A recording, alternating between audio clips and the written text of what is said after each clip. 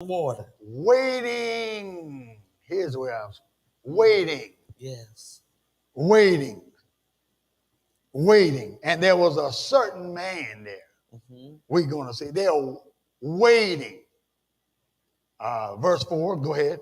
For an angel went down at Uh-huh. a certain season Uh-huh. into the pool Uh-huh. and troubled the water. Uh-huh. Whosoever then first, Uh-huh. after the troubling of the water, Uh-huh. stepped in, was made whole of whatsoever disease he had. You see? Now, the angel was there to trouble the water. And the instructions were step in. But the other part is somebody was dependent on somebody to take me there. Go ahead and read. And a certain man was there, a certain man, which had an infirmity 38 years. He was without strength. Listen to this. For 30, he was maybe without strength, this certain man, to do for himself. He was without strength. Go ahead. When Jesus him, but when Jesus saw him lie, and knew that he had been now a long time in that case, he said unto him, go right ahead. Wilt thou be made whole? All right, stop right there. When Jesus saw him, I just want somebody to understand that Jesus been noticing things a long time. And noticing things a long time, he have an eye to see what other people could not see. And something is going to be revealed in the question that Jesus asked.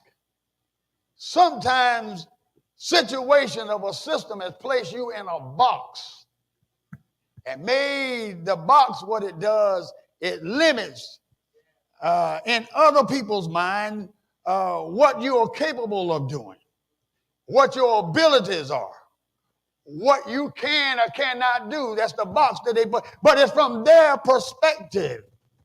It's from their eyesight. And here Jesus is putting his eyes on this man. I come to tell somebody God has his eyes upon you. God has watched you from the time you came from your mother's womb. God knew in advance. He knew that he had a calling upon your life. And you were just getting to where he has already seen you. But there's a thing when Jesus asks a question.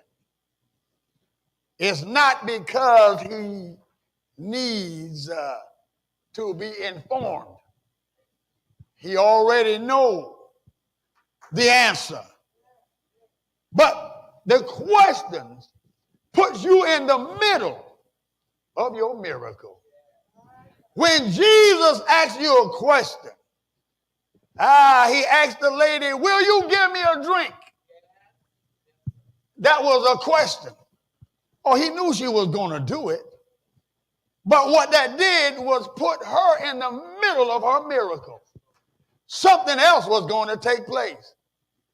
He asked a question there, Zacchaeus, can I go home with you? Because there was a miracle that's going to take place. God will come to you with a question. And it's only so you can see your involvement in the miracle. He asked the blind man, what do you see now? He touched him and he said, well, he wanted him to get involved with the process. He took him out from where he was.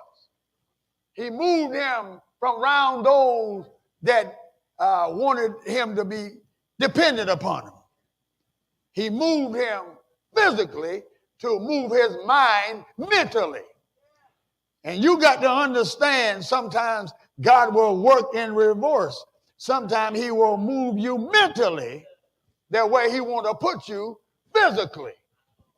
But he will ask the question, will thou, what you want to do? Will thou be made whole? Do you want to stay where you are? God asked the question, and he put us in the middle of our miracle, and he zeroed in this passage on the will of the candidate that was going to have a miracle.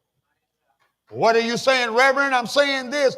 God can take your will and bring it in the purpose of his being there, of his presence, and he will change your entire life. If God looks upon you, God sees a will that's in you. Sometimes you may not have this. You may not have that. You may not have all of this. You might not see all of that. But God said, if I can tap into a will, the will. What is the difference many times in people being healed is because their will was tapped into. You see, some people with the same thing, and some people die from it, but there's somebody over here and they got the will to live. God can see beyond what the physical is if he can tap into your will. God said, will thou? Will thou? Let's go back to verse number 5. Chapter 5, verse 5. A certain man was there, and he had an infirmity. 38 years, all of those things are facts.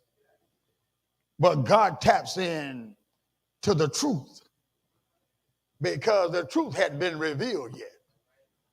Let me tell you that the will of God is a place I want to be in, because the will can change the facts to the real truth. What appears to be on the surface, that's not the truth of the matter, because he wished above all that I will prosper and be in good health, as my soul prosper. Oh, God's going somewhere here. And he taps into your will. People of God, I want you to always understand, God, my will is to do what you have. Trust in the Lord with your heart, and he will direct your steps. If you will be willing and obedient, my God, you will, the good of the land will feed you. The good of the land will supply your need. The good of the land will come to you if you be willing and obedient. Jesus gave this man, verse number 6, we are moving. Jesus gave this man a single word. And Jesus told him to rise. Verse number 7, I'm sorry. God said, rise. He said to the man, rise. When he rose, guess what? The other part was on him. Everything else will come after. When he said rise, then you got to take up your bed. Verse number 8. You got to take up your bed. You in the middle with your will. With your will, you're exercising faith. With your will, you're moving out in God. take up your bed and walk. But it started with rise, my God. What was holding him? God said he would have the victory and he will walk with it. Codependence of what has held you? You depended on this one. You depended on this thing. I depended on having this over here. I depended on having this little this nest in my egg basket, however that goes. But God said, without the basket, oh, my God, in spite of your basket, that little nest that you were wanting to hold, it had to reach what you wanted it to be. In spite of all of that, you're going to walk with what's been holding you. What's been holding you? What you've been carrying. When I get to be this age, I'm going to get married. And for 30 years, you've been dependent. You've been dependent on that. When I get to this part right here, me and Janice, we're going to sail across the ocean. I've been dependent on that. Y'all, I'm preaching to myself. But I'm here to tell you, God can do and call you to rise and walk with what you've been dependent upon. God is liberating some people here today. God is doing it for some people here today. God said liberation is in the room. You got your little checklist. When I do X, Y, and Z, then I'm going to really give God my all. You've been dependent on your list. But God says, I'm going to cause you to walk. They're going to see that you ain't even got that list halfway finished. And you're moving in your miracle. I'm not there yet. No, but guess what? I'm liberated from being bound by what was holding me. There's some things all over this room that God said he's delivering us from codependency. What they say, and sometimes what you say, ain't going to hold you hostage no more. What they say, what the system says, won't hold you hostage any longer. They say that I had blood pressure in my family. They said that I will be on the medicine for the rest of my life. They say that all you got to do is get you a medicine cabinet and put all these pills up there, and every morning before you get started, take 4 of these, 3 of these, 5 of these, all of these, and then 2 before you go to bed, or you'll be fine. But what has held hostage what I had been dependent upon? When Jesus says, rise, I can live my life fully with what had held me, past tense, had held me hostage. But I'm moving forward. I'm moving forward. I want this to be this way and this to be this way. But God said he is breaking addictions today. John chapter 5. The will Jesus saw. He wanted to know, will thou? He wanted to know, will. I'm taking inventory on your will. I'm lifting your will up before me. If I find something in you that I can use, I'll bring the miracle to you. I just want to know, will thou believe me? Will thou trust me? Will thou lean on me? Will thou bring it to me? Will thou cast all of your cares upon me? The will. It's the will that he's looking at. God is saying today, will thou be made whole? Will thou? The answer has to come from you. The man followed with a list of things, but Jesus got the will. He got the will. Every time this comes, seems like that comes. Every time I get ready, this happens. God says, I got an after for you. It has nothing to do with your this holding you back. My after is the next place in my life. My this has to stop here. My this has to stop right here. My this is on a rope. It's limited. But my God, my after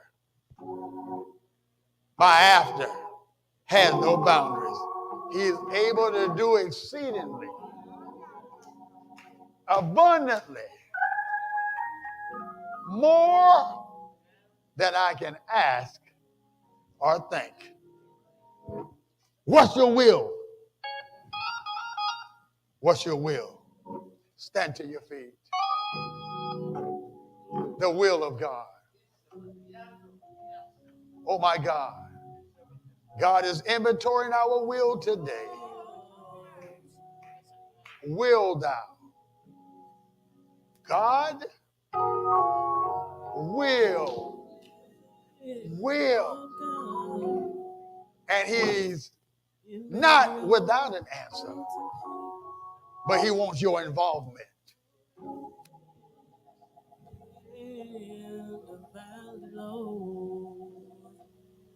But wherever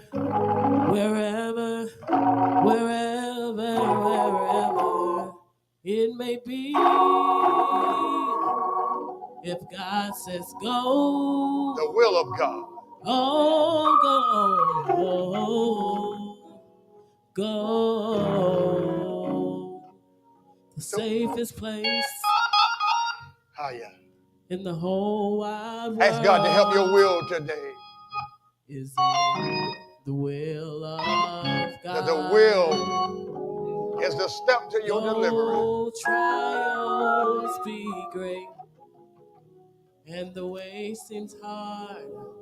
It's in the will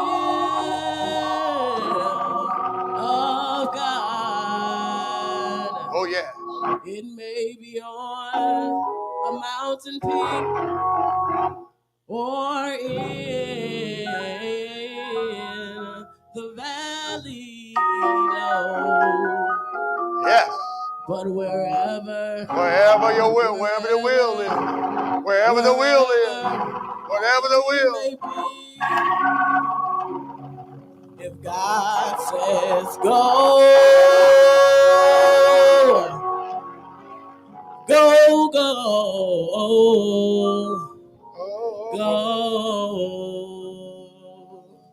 I'm going to pray. God, in the name of Jesus, I declare an invasion right now in the lives of your people.